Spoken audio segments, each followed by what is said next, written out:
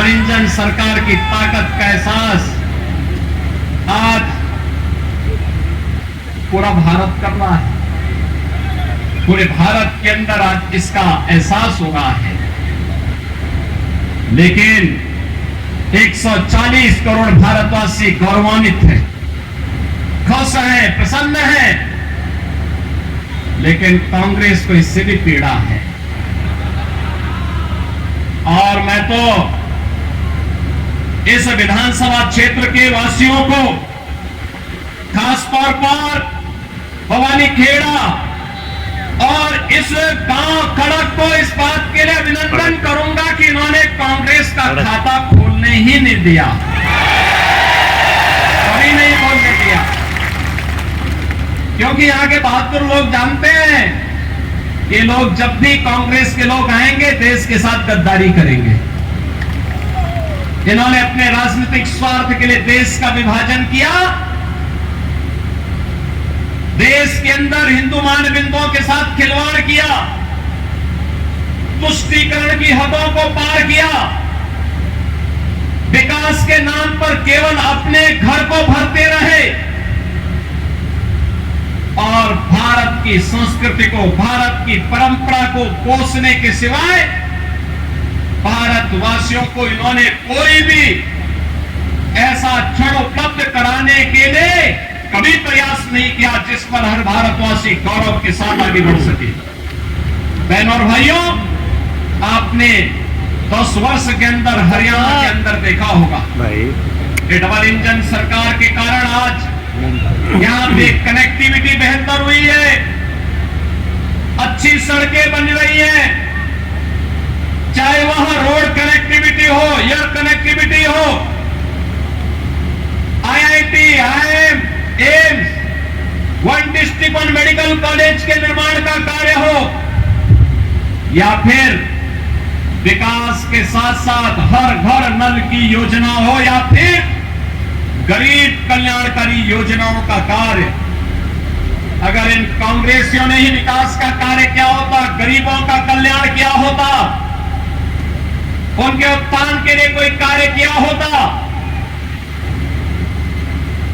तो मोदी जी को कोरोना कालखंड से अब तक 80 करोड़ लोगों को फ्री में राशन की सुविधा नहीं देनी होती। 80 करोड़ लोग फ्री में राशन की सुविधा प्राप्त कर रहे हैं। याद करिए, एक तरफ भारत 80 करोड़ लोगों को फ्री में राशन दे रहा है और दूसरी तरफ पाकिस्तान है, भीख का कटोरा लेकर के दुनिया के अंदर भीख मांगने के लिए मजबूर है। अरे तो देश का सौभाग्य है, मोदी जी जैसा प्रधानमंत्री मिल गया। भारत को दुनिया की एक बड़ी ताकत बनाने के लिए उन्होंने जो कदम उठाए हैं, आज भारत के बगैर दुनिया की कोई व्यवस्था आगे नहीं बढ़ सकती, नहीं बढ़ सकती।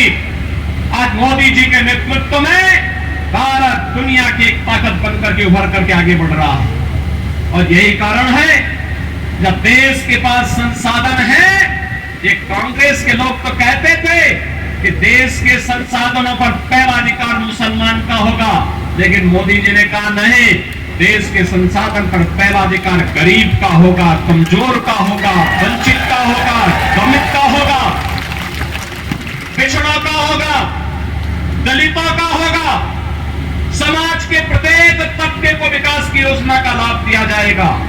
और 80 करोड़ लोगों को फ्री में राशन, 60 करोड़ लोगों को 5 लाख रुपए की आयुष्मान भारत की सुविधा, 12 करोड़ किसानों को किसान सम्मान निधि, 12 करोड़ गरीबों के घर में शौचालय, 10 करोड़ गरीबों के घर में उज्ज्वला योजना के कनेक्शन और 4 करोड़ गरीबों के घर बनकर के तैयार हो गए हैं। उन गरीबों को उपलब्ध कराया है। और कहीं भी मोदी जी ने ये नहीं कहा कि ये मैंने किया, उन्होंने तो कहा कि तुदीय मुस्त गोविंद तुभ्य देव समर्पित। जनता जनार्दन, आपने मुझे चुनकर के भेजा है, ये आपको समर्पित है। ये भाव था। एक तरफ मोदी जी देश को 60-65 वर्षों तक शासन करने वाली एक कांग्रेस, जब भी इन्हें अवसर मिला इन्होंने देश को लूट करके दुनिया के अंदर उस पैसे को कभी स्विच बैंक में पहुंचाने का काम किया और कभी कहीं और जगह पहुंचाने का काम किया। इनको देश इनकी प्राथमिकता में कभी नहीं रहा। और इसको आप देख सकते हैं बहनों और भाइयों, जब देश पे संकट आता है, सबसे बड़ा इस सदी का सबसे बड़ा संकट था कोरोना महामारी। कोरोना महामारी में पूरी दुनिया पस्त हो गई थी। कुछ ही महीनों के अंदर पूरी दुनिया के अंदर महामारी फैल गई थी। और बहनों और भाइयों, कोरोना कालखंड में भारतीय जनता पार्टी का कार्यकर्ता प्रधानमंत्री मोदी जी और श्री जगत प्रकाश नड्डा जी राष्ट्रीय अध्यक्ष जी के आह्वान पर सेवा ही संगठन है संकल्प के साथ कार्य कर रहा था। मोदी जी जगह जगह जाकर के जनता के साथ खड़े होकर के कोरोना से मुक्ति प्रदान करने के लिए उपायों को आगे बढ़ा रहे थे। लेकिन राहुल गांधी कहां थे? कहां थे? थे ही नहीं। सब संकट के समय उन्हें भारत याद नहीं आता है। भारत की 140 करोड़ जनता याद नहीं आती है। संकट के समय तो उन्हें इटली में नानी याद आती है। नानी वे कभी आपके साथ नहीं खड़े हो सकते। बहनों और भाइयों, एक तरफ अयोध्या में राम मंदिर का निर्माण और दूसरी तरफ कश्मीर में धारा 370 को सदैव के लिए दफन कर देना। यह भी तो मोदी जी ने किया। ये 370 का दंश भी तो कांग्रेस ने दिया था। बाबा साहब भीमराव अंबेडकर विरोध करते रहे।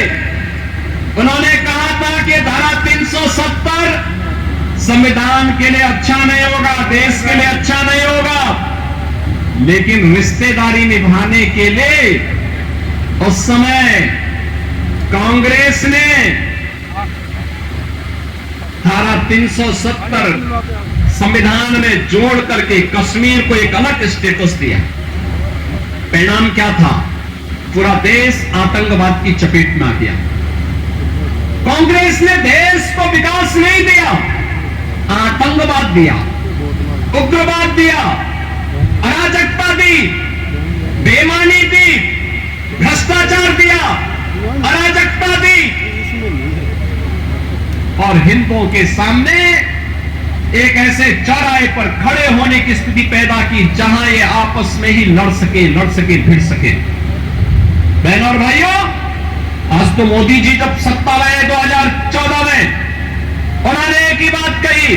जब उनसे पूछा गया कि आप सत्ता में आके क्या करेंगे, तो मोदी जी ने कहा कि बिना भेदभाव के विकास की योजना को गांव में लेके जाऊंगा, गरीबों तक पहुंचाऊंगा, किसानों तक पहुंचाऊंगा, महिलाओं तक पहुंचाऊंगा, युवाओं तक पहुंचाने का काम करूंगा। और तब उन्होंने नारा दिया था, सबका साथ और सबका विकास। आप सबने मेरे राम राम। भारत माता की, भारत माता की, भारत माता की। वंदे वंदे वंदे। केंद्रीय मंत्री माननीय श्री गजेंद्र सिंह शेखावत जी, मंत्री श्री विशंबर सिंह जी, भारतीय जनता पार्टी के जिला के अध्यक्ष श्री मुकेश गौड़ जी, राज्यसभा के माननीय सांसद श्री डीपी वत्स जी,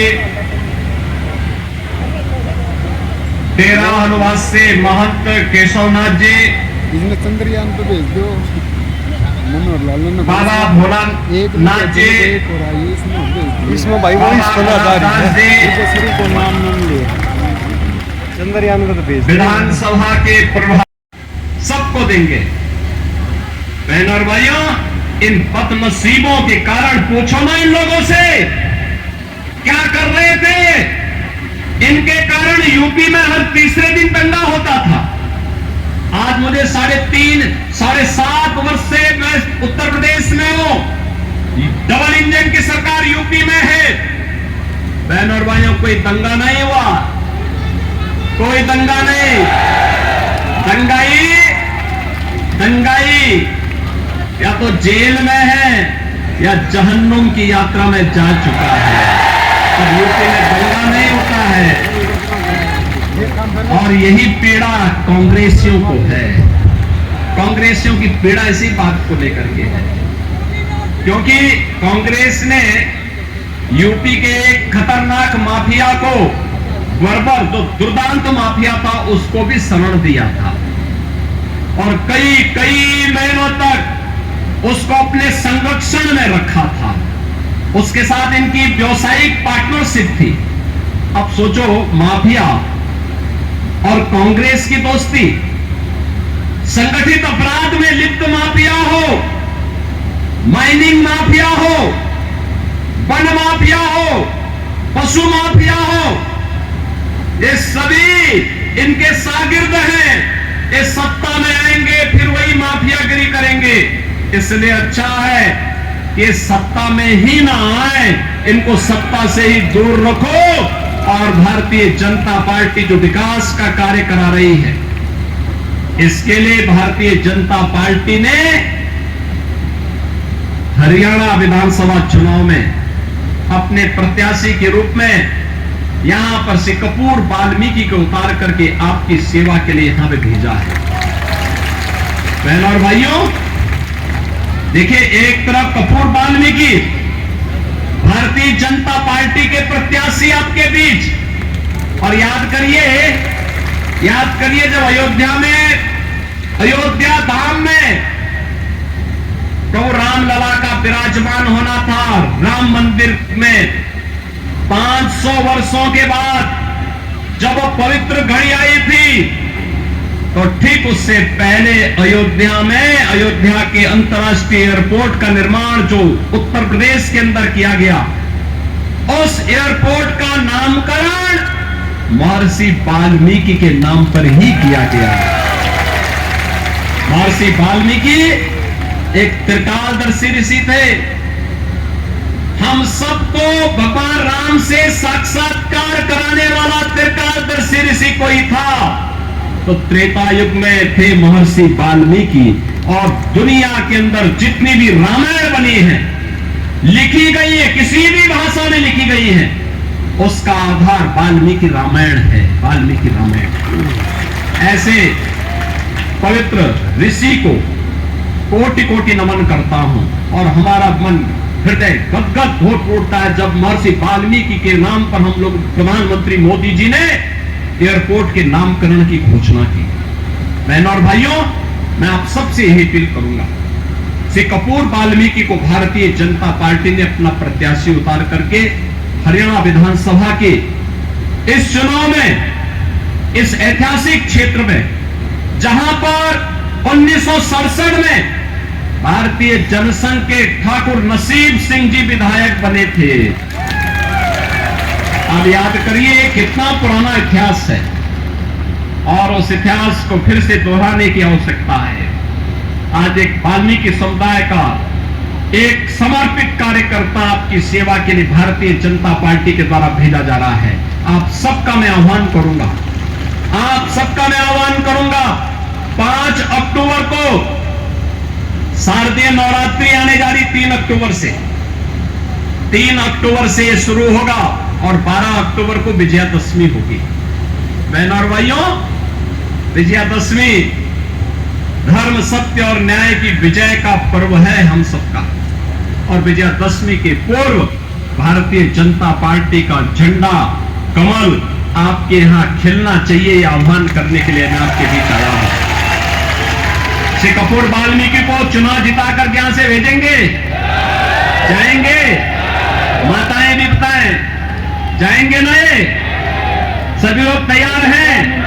तो मेरे साथ बोलेंगे, भारत माता की, भारत माता की जय श्री राम, जय जय श्री राम।